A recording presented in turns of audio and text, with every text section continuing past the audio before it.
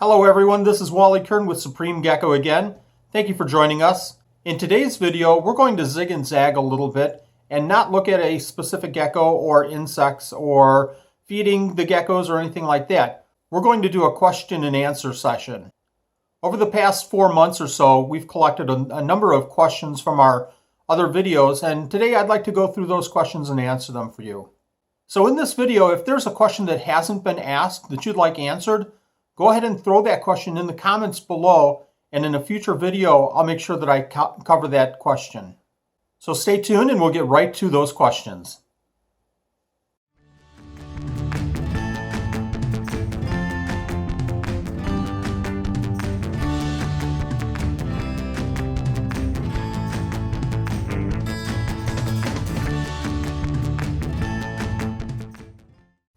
What we'll be doing today is working in the bug room and answering those questions. And I'll give you a quick tour here. We've got some dubia roaches on the bottom. We have some beetles and mealworms on top. I raise these mealworms for the babies so that I can feed the small geckos. And let's go ahead and go on top here. We've got some fruit flies. We've got some flower beetles. Jumping up on top, we have some isopods, some dwarf whites. I like to keep them in the bug room because it's a little bit warmer. We have some millipedes. We also have some mealworm beetles and larvae so that I can hatch those out and go ahead and have the small mealworms as well. To the other side here, we have some dubia containers. Let me just scan around, and we have another beetle box. Again, I can't have enough of these small mealworms to feed the small geckos. What we're going to do now for the question and answer session is hand it off to Nanette, and she's going to read off the questions, and I'm going to work a little bit, and we'll go ahead and answer those questions. Okay, Nanette, do you have the questions ready? I have them right here. Okay, let's go ahead and read them off. I'll hand the camera off to you, and I'll start working, and you can read those off. Okay. First question comes from How to Save Money on the Gecko Enclosure video. Bob Knob wants to know, can you build a vivarium in a tub for cresties or gargoyle geckos? Hey Bob, thanks for the question. I'm going to go ahead and get started here. That video was all about building a less expensive enclosure for the geckos. So we were talking about plastic enclosures, the regular storage containers that a lot of people keep geckos in. I keep a lot of geckos in plastic enclosure storage containers. So Bob's question is related to if you can keep or if you can maintain a vivarium in those enclosures. My answer would be that it's a little bit difficult. It would certainly have to be a gecko that wouldn't require heat, because it would be real tough to have any kind of a heat source in a plastic enclosure like that. So if you're going to do the proper lighting for plants and to keep the animals, like if they need UVB lighting, happy and healthy, you're going to have some kind of a hole in the enclosure, and you're going to have some kind of a support for the lights in an enclosure like that. So I would say it's a little bit difficult to do something like that, but it certainly is possible, but you absolutely want to stay away from any geckos that need heat. Okay, next question is it normal for juvenile crested geckos to be cage aggressive? Who's this from? This is from Primetime Gecko. Primetime Gecko. Thanks for the question. Primetime is a great supporter of the Supreme Gecko channel. He's asking if there's tank aggression in crested geckos. So what I've seen in my experience is some aggression. Most of it in the beginning from baby crested geckos is food related more than territory related. I've seen geckos challenge each other, small young crested geckos challenge each other for food more than territory. They do fine in smaller enclosures as they're growing up. As they mature, if you don't remove them into two enclosures, you could possibly have two males raised up, and they certainly would have territorial disputes. But even if you don't have two males, you could have some type of territory disputes, some claiming of territory by those crested geckos as they grow up, and you'll just want to monitor that. If you see two that were hatched at the same time and you see one growing a lot faster than the other one, certainly remove the smaller one as quick as possible so that you can remove that tank aggression, that tank territorial aggression. Okay, Facebook question from Gary Orner. What is your favorite species that you have worked with, and which is your top species that you have yet to work with? Gary, thanks for the question. Gary, Order from Order Exotics, a great website. Gary's doing a lot of stuff on in this hobby right now. My favorite species, I keep talking, I'm not working here, so I'll get back to work.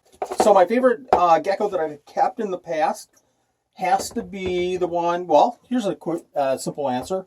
I just did a video recently on my top 10 favorite geckos, and I'm going to challenge everybody to go back to that video and review it because there's 10 great geckos listed there, and my favorite gecko that I've kept in the past is also listed there.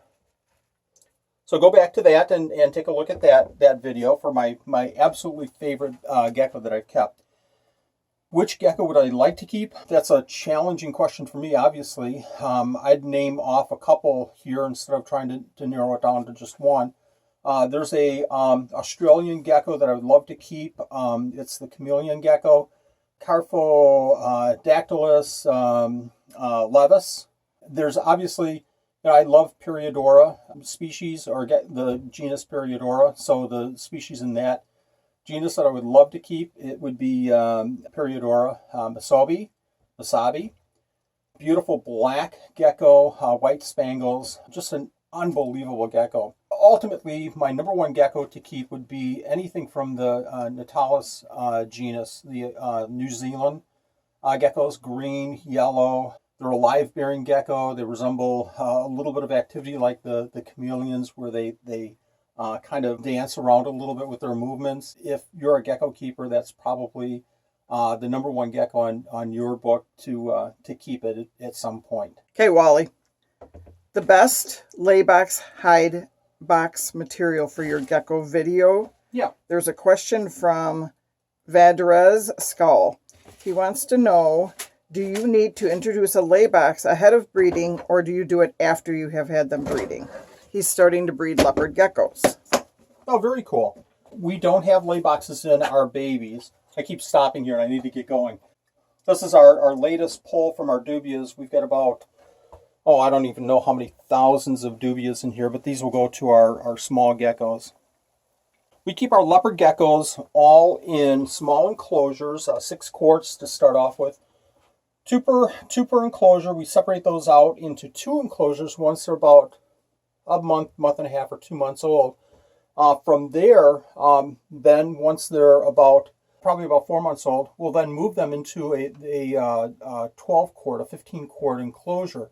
At that time, and this is well before, obviously, that we're going to go ahead and that's well before we're going to breed those geckos, what we'll do is put in a lay box. So anything moving into a 12 to 15 quart enclosure, anything for the leopard geckos moving into those size enclosures, will get a lay box. So they're very familiar with lay boxes way before they're ready to breed. From the Preparing for Baby Gecko video, Zach Miller has a serious question. How long until a baby gecko establishes their more juvenile adult colorations? That may seem to look a little darker or redder and lighten up later. Do you have a timeline for that? Yeah, crested gecko juveniles will develop their color at 3 months and 22 days. Perfect. Seriously, it's really a tough call on exactly when those colors come in. As an example, you'll see that Dalmatian crested geckos will develop their Dalmatians, seriously, at a couple of months, and keep developing those Dalmatians as they grow older and older. What I would say is, if you really want to get geckos that have the full coloration that for the projects that you're doing, you probably want to wait a while. Just kind of watch them for a while. Get your experience down for what these crested geckos colors will develop into. Facebook question from Matt Exotics. Is there a website that I can buy geckos from you? Well, this sounds like a shameless plug, but yeah, you can go to supremegecko.com. That's supremegecko.com, and you can purchase geckos. You can purchase crested gecko diet. We're adding isopods probably within the next week or so. We're adding live foods hopefully within the next couple of months, dubias and some other live foods. But we provide all of our geckos that are available off of the supremegecko.com site. From your video of viper geckos, the question comes from LNCBG. Hey Wally, thanks for the great videos. I really enjoy the style of videos and your species highlights. A shorter, a very informative video that you show them in. You keep and raise them in the species tips and the tricks that you give us. Can you do the same thing for Peridurus andriensis? I'll answer that just real quick and to start with and say that what I try to do with all of our videos is keep them fairly short because I know that I have a attention span of about 3 seconds. So I know that people don't want to sit there for 20 minutes listening to all the information that we in a video like that. So I try to keep our videos down to about 7 or 8 minutes at the most, and try to pack as much information as I possibly can in those videos. So thank you very much for noticing that's our technique. For those two species that you mentioned, I'll certainly take a look at that and fit it into our schedule for those two geckos, especially the Peridurus andriensis. That's one of my absolute favorite little geckos, little micro geckos. They're just such a cool little animal, and I've had some success in the past with those, so I'll certainly share that in a video. Okay, from your question and answer post on Facebook, Ashley Ketchum would like to know, what is your personal favorite crested gecko morph? I could answer that one. Well, go ahead and answer that one. Red. Anything red. I've said it many times with crested geckos. I love all the different shapes and sizes and patterns and morphs and anything that has to do with crested geckos as long as the color is red. I mentioned before that we had the red harlequin grow up for us. It was on the table on our a reptile show table for a couple of shows, and I finally pulled it away because it was developing the colors. And I'll show a couple of pictures of red harlequins in the post-editing of this video, but by far my favorite is the red harlequin. Anything with a creamy pattern with all of the colors, the high reds, is absolutely one of my favorites. I know that there's a lot of different morphs going around right now, especially the pinstripes and Dalmatians. I love pinstripes and Dalmatians. There's one morph that's out right now that I'm not a huge fan on because of the genetics. I have to say I love the classics, especially the red harlequin. Get back to work. Yeah. Bug room tour video. Great video. Having the appropriately sized feeders is key to healthy pets. I also like that metal vents on your tubs. Is that a hardware store item, or do you order those online? I have ordered, we've got, if you can catch this right here, these are the vents that he's talking about. Who is this from again? This is from David Middlebrooks. Hi, David. I've ordered these from Vent Masters in the past, but there's another fellow online that sells them. I'm trying to think of his name. I think it's Kevin Mize. I'll put a picture on, again, post-editing of this video. I'll put a picture so you know who to go to on Facebook for vents. But a vent like this is about anywhere from about $1.50 to $2. You drill it with a hole, like a door handle hole drill bit, and it just slides in and it locks in place. And it's just perfect because if you're using screen, eventually that screen is going to come out. You're going to bang it a little bit. I've had insects eat through different types of screens. These vents are just so easy to put in, and certainly so easy to take care of. They just never go down. So again, I'll put that picture in the video after. Video gecko food, huge money saving tips. Daily Reptile News, his comment and question is, that's only 3 months of food, huh? How many geckos are you feeding? And thanks for the video and all your information. Great work. Yeah, I think that video featured 40,000 mealworms that we brought in from a shipment. So I think that's Jason White. Nanette, how many geckos do we keep down here? A lot. That's the easy way out. Yeah, I wouldn't even know where to count or how to start counting that one. Hundreds. I would go through the list in my mind right now and say that we're probably always over about 500 geckos, right? Yep. Right now we're probably about 600 or so. We're just starting to get some babies rolling out. We're getting a lot of eggs. These are peanut beetles, one of my favorite beetles, and we're never going to get close enough. But this is a great little food item for baby geckos, for some of the micro geckos, some of the dwarf geckos. One of my favorite little foods here. Lots of little larvae, and the beetles are going really strong. I'd like a better culture going here, but I just got these in, and they're just starting to take off. But anyways, so minimum, probably about 500 geckos. Maximum, we're probably, once crested geckos, gargoyles, and leopard geckos start hatching out, at the maximum, we're probably going to be right around, I'd say probably 900 geckos, maybe even 1,000, something like that. Okay, welcome to the Supreme Gecko channel video. Can you make a video showing off your breeder crested gecko? Hoping to start my own small-scale business. And that came from Primetime Video Gecko. Hey, Primetime Gecko. I have had that on my list every single week since you posted, and I'd like to get that video going. I've just had other videos that I wanted to do before then that have come up, either from a timing standpoint, getting into the 40,000 mealworms or something like that.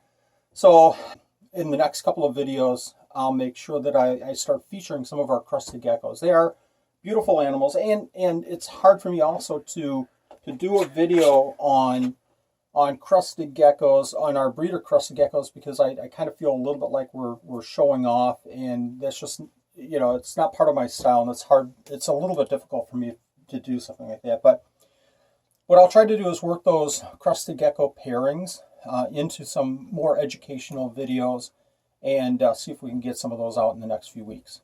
Thanks for your patience. We're also in the middle of breeding season, so it's not good to interrupt some of the breeders for videoing at this point, too, I would think. Good point. Viper Gecko video. Bob Cobb. Excellent video. There's a lot of little geckos under the Peridorian naming. I'm curious if any of them need UVB, or are they like the racks? Oh, now we're getting into the heavy-duty questions. UVB is a significant topic, and what I'm doing right now is just cutting up for the dubia roaches. I've got 3 bins right now for adults and babies, and I'm sure I could just throw these carrots in, but I baby them a little bit, and I like to cut these carrots up a little bit. UVB lighting. So let's talk about animals like crested geckos, chihuahuas, leopard geckos. Do they need UVB or not? I don't think that they do. I don't have any UVB lighting on any of my crested geckos or leopard geckos. Is that right or wrong? Well, that gets into one of the hot topics right now, and that's naturalistic enclosures. My feeling is that it certainly could benefit them. Whenever I see something on Facebook or any post, this is kind of like watching a car race. You just kind of wait until a wreck in a car race, or a hockey. You wait in a hockey match. You wait for a fight. This is like waiting for me to cut my finger off here. So I'm hoping I don't. I was just thinking the same thing. And especially doing 2 things at once. This is just an accident waiting to happen. Whenever I see a post that says, no, you don't need UVB lighting for leopard geckos and crested geckos, I cringe a little bit because, in nature, obviously, they're getting the lighting from the beginning of the day when they're out and at the end of the day when they're not. These geckos in nature, whenever you have a question about geckos, whenever I have a question about geckos, I always go back to nature. What happens in nature? Well, in nature, these animals don't come out at 10 p.m. at night and then go back at 4 a.m. in the morning. They're out. The sun comes out. They warm up the sun warms up the rocks. The sun starts going down. Those rocks, the sand, the area is still warm. The animals come out. The metabolism kicks in because they're gathering that warmth from sitting in the little cave or crevice or whatever they've been in all day long. They come out, the metabolism kicks in, they feed, and they wander around, they look for food. And then they go back into their burrows, or they stay out all night looking for food. So during that period of time, the dawn and dusk times, they're getting UVB lighting. You know, it might not be a whole lot, but they are getting some. It's just like day geckos. Dropped a carrot there. It's just like day geckos don't sit in UVB lighting. They don't sit in front of the sun for 12 hours a day. They come out, they sit on the shady side of the tree, then they jump over to the sunny side of the tree, get some UVB, get warmed up, and then they shoot back over to the shady side of the tree again. So they're getting exposed to some UVB lighting. So an animal like a day gecko that is considered, you know, UVB is a specific requirement. You don't have to have it on 24 or 12/7. You can have it on for part of the day. Okay, from your video, a very rare gecko, a controversial setup. Zach Miller says, I don't see why it's controversial. Now, thanks, Zach, for the question. Zach is a longtime supporter of the Supreme Gecko channel. It's controversial because, again, right now there's a lot of controversy in the hobby concerning keeping your animals as healthy and as natural and in as much of an enriched environment as you possibly can. Enriched meaning, you know, their lives are fulfilled and they're curious about their enclosures and habitats, as opposed to keeping them in plastic tubs. You know, if you look at a lot of the snake breeders will keep their snakes in nothing more than and I'm not saying this is right or wrong, but nothing more than a plastic container with some bark and a bowl for water. And that's all the gecko gets. We keep our leopard geckos in a similar enclosure. It's a 15-quart hide box, a food dish, a water dish, and we're feeding them every other day and handling them a little bit. But, you know, is that good for the animal? Well, I don't know. I don't think that there's any scientific information going back and forth. You see, you know, a classic example is looking at a zoo and seeing an animal circling his enclosure. We're not seeing that with our animals. They're out, they're curious, they're looking for food, they're interacting with other animals. I would say half of our enclosures are naturalistic and half of the enclosures are probably set up for breeding. Pretty much as basic as we can get them. So this enclosure specifically is set up with egg cartons and a food dish and a water dish, and that's it. It has some slate on top of the egg cartons. This is a great enclosure for breeding. We get the eggs out of those enclosures like that consistently. I think that there's plenty of room for the geckos to roam around and interact. It's perfect for them to hide in. I think it's a great breeding enclosure, and I think that it's certainly not naturalistic, but I think that it's set up for the enrichment of the animals because there's plenty of space and plenty of little crevices for these geckos to get into. That's all the questions I have today. Excellent. Thanks for reading those off, Nanette. No problem. Thanks again for joining us for today's video. Again, if a question that you have hasn't been answered today in this video, go ahead and leave that question below in the comments. Go ahead and hit that like button and subscribe if you would, if you like the video. And we'll see you next week, Tuesday. Thanks for watching us.